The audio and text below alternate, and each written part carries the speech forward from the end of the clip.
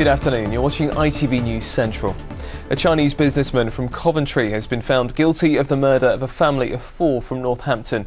During the trial, the court heard how An Jiangdu was accused of murdering the Ding family in order to avenge a business deal that went wrong.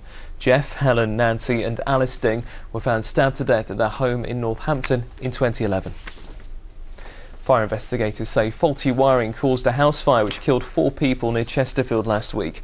It's thought it started between the ground and the first floor of the house in North Wingfield. 2 young boys, their mother and a family friend were all killed in the fire.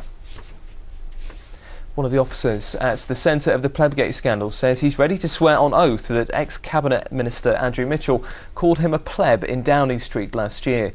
PC Toby Rowland made the comments after PC Keith Wallace was charged with misconduct in a public office yesterday, after sending an allegedly false email claiming to have seen what happened. 3 members of staff have been suspended at Stafford Hospital over concerns about the lack of nursing care provided to an elderly patient. Mid Staffordshire NHS Foundation Trust says the patient's family have been made aware of the allegations.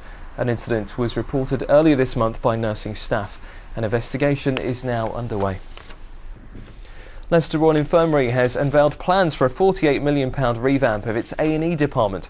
The hospital says it's because its accident and emergency was built to cope with 100,000 patients a year, but now deals with around 160,000.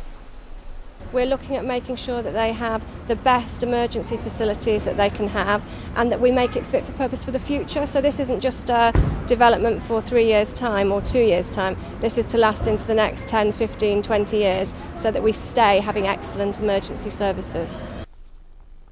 Hundreds of ex-servicemen who took part in nuclear weapons tests in the 50s will be in London urging the Prime Minister to officially recognise their contribution. Servicemen from Leicester are among those calling on the government to set up a benevolent fund to compensate veterans. And finally, time is running out for the winner of £12 million on the Euro Millions. The ticket expires tonight and was bought in Ladywood for the draw on Friday the 31st of May. And now it's time for a look at the weather forecast. Here's Lucy Kite.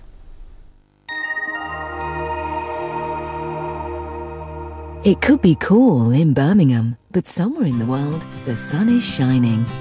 ITV Central Weather, sponsored by Turkish Airlines.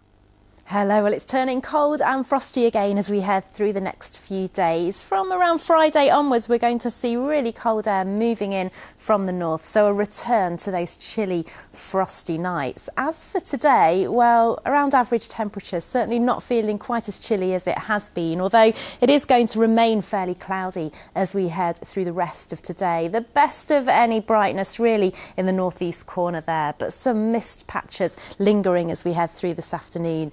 Temperatures reaching 9 degrees Celsius, but temperatures will hold up overnight, so a frost-free night to come tonight. ITV Central Weather, sponsored by Turkish Airlines. And that brings you up to date with the news this lunchtime. There are more details on our stories on the website. Just log on to itv.com/central. The team will be back for ITV News Central at 6. For now, though, from all of us here, have a great afternoon. Bye for now.